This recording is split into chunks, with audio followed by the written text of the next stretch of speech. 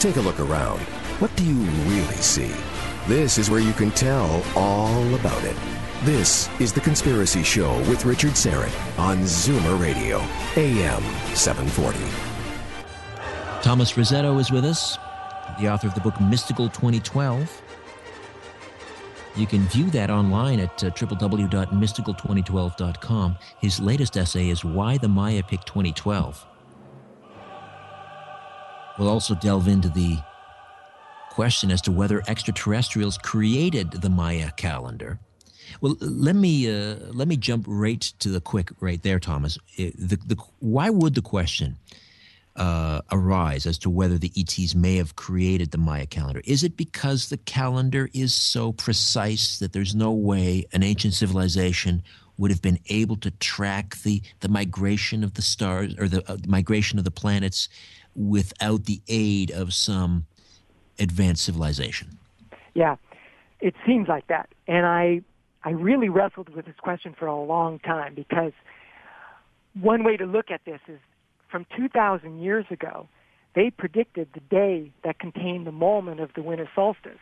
This is not easy to do.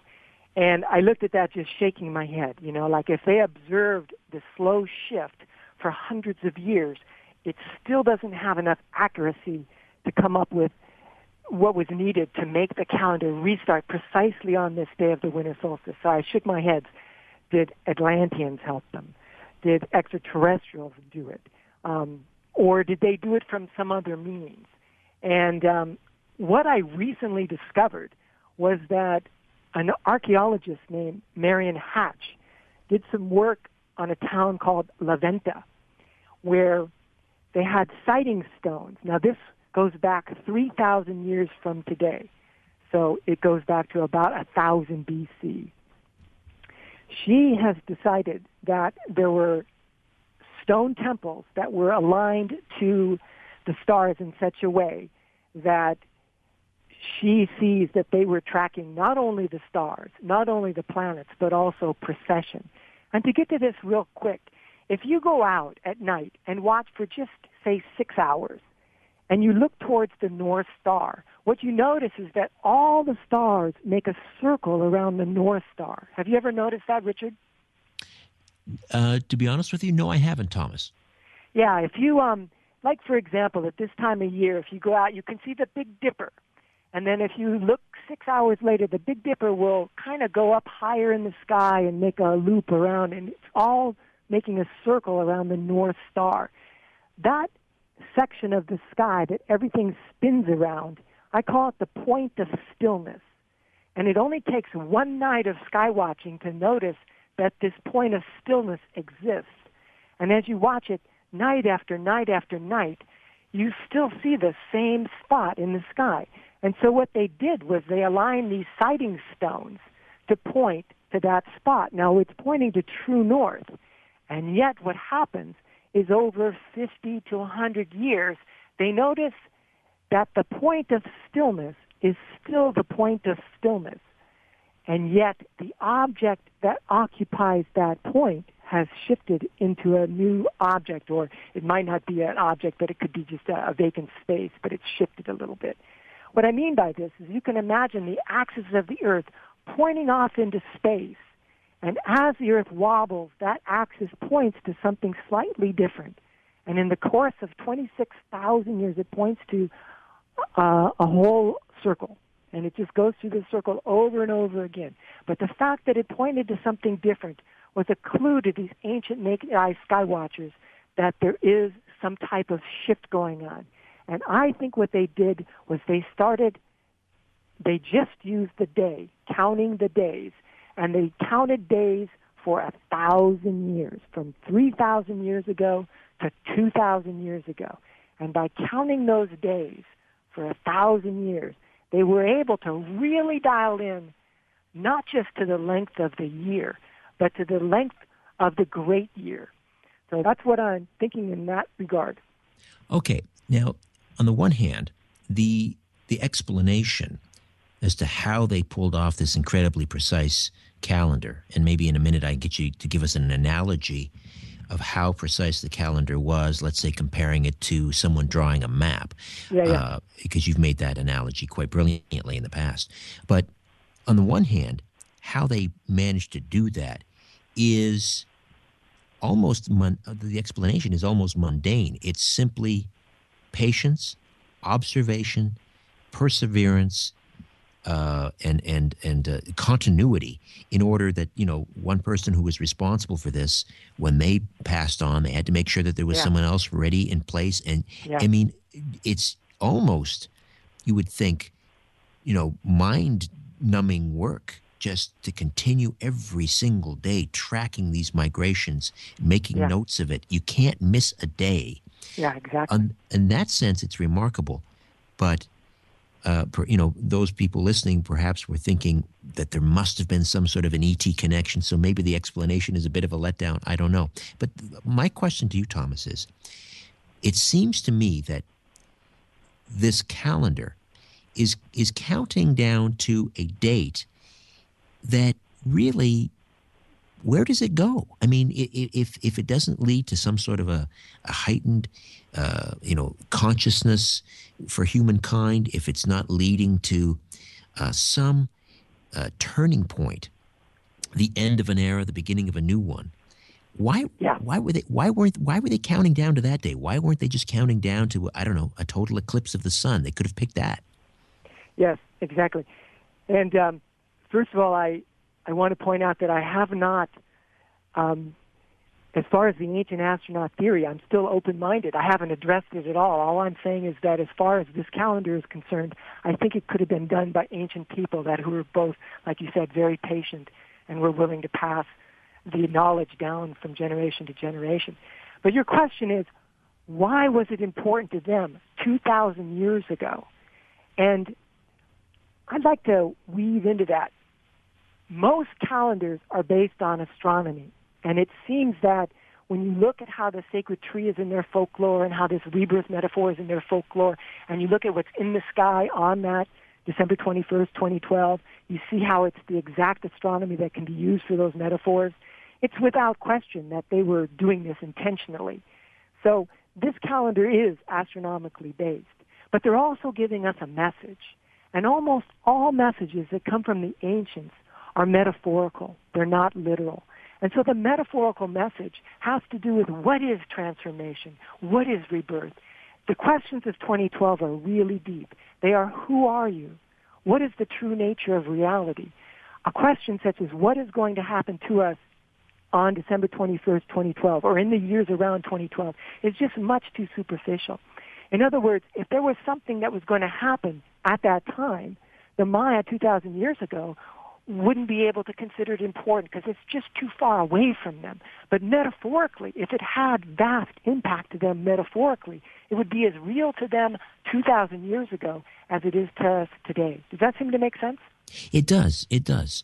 What we need to talk about is the psychedelic shamans and the toad, the bufo toad, which gave them the chemicals to have these psychedelic experiences. And this is what led them to the mystical view of reality and the new, greater sense of self. This is the transformation and rebirth that they consider is so important. And the toad is in the sacred ceremonial ground. All right, so take us down to the ceremonial site of Izapa in Mexico. Where is Izapa and why is it so important? Izapa is at the most southern tip of Mexico, all the way down. Some people think I'm talking about Ixtapa, which is up the coast, way up the coast. But Izapa is all the way down on the tip. It's on the Pacific Ocean side. And for whatever reason, it is the birthplace of the Maya long count calendar. For whatever reason, this is where the long count calendar was first created, and you see it in stone around that region. But surprisingly, in the sacred ceremonial site of Izapa, in the actual ceremonial site, there are no long count calendar dates carved in stone. I just about fell out of my chair when I found that out. You would think, with all the hype that 2012 is receiving today, that you could go down to Mexico, to the heart of the land where the Maya created the long count calendar, that you would find the date 2012, December 21st, 2012, carved in stone 100 feet high. You know what I mean? Yes. But instead, they don't seem to emphasize the date at all. And in the sacred ceremonial site, they're underlying the astronomy, the triple rebirth of the sun. They're underlying the shamans going on these psychedelic trips with the benefit of the psychedelic chemicals from the bufu toad. So that's where we're at with that, I think. My thesis, again, is the combination of the triple rebirth of the sun and the special configuration of the sacred tree. I think it's jaw-dropping. Plus, I hook it in with the toad, the psychedelic experiences of the Maya, awakening to the true self. Once you awaken to the true self, it's just so mind-blowing that they wanted to point to it. It's like a poem.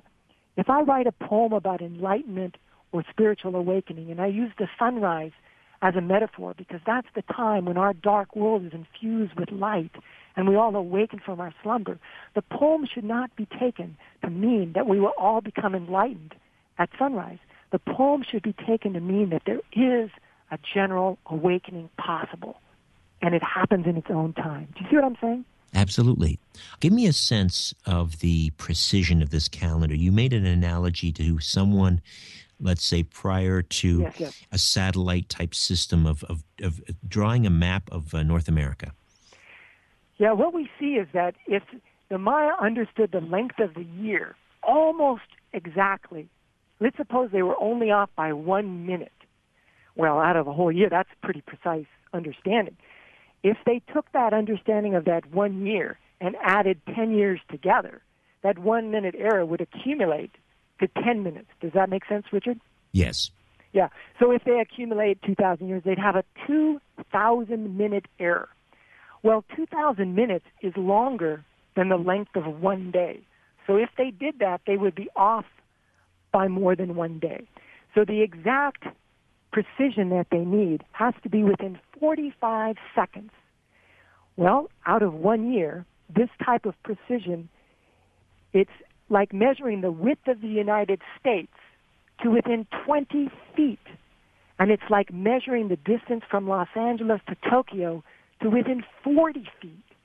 And in terms of a percentage, it's 99.9999% correct. And this is absolutely stunning.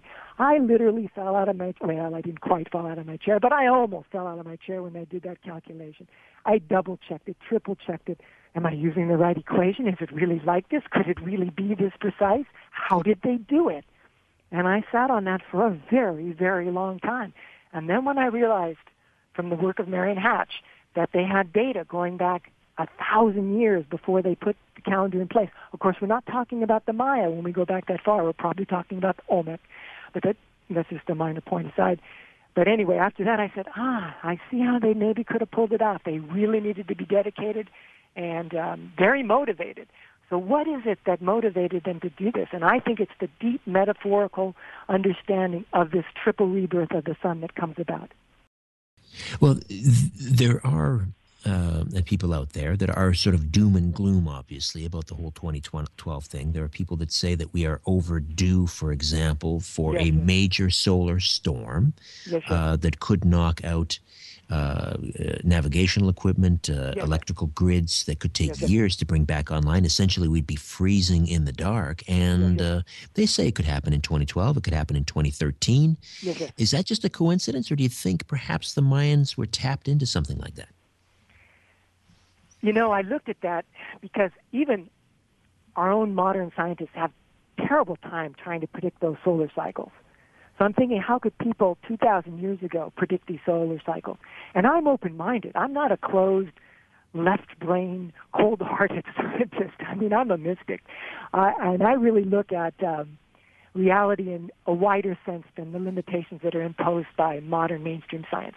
And I've looked at psychic predictions, and I myself have had feelings of like, oh, something's going to happen, you know. And these feelings are usually about something that's near, something that's fairly close in time.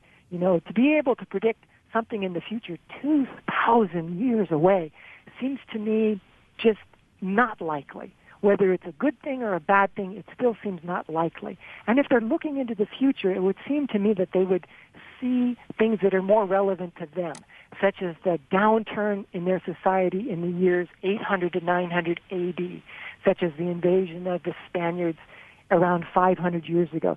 These types of things would be what I think that they would talk about. Do you know what I mean? Oh, yes, absolutely. Listen, we'll take a time out. We'll come back. Much to discuss with Thomas Razzeto. The Maya calendar of 2012. Why did they pick that date? Were ETs involved in its creation? Thomas is open-minded, but says probably not.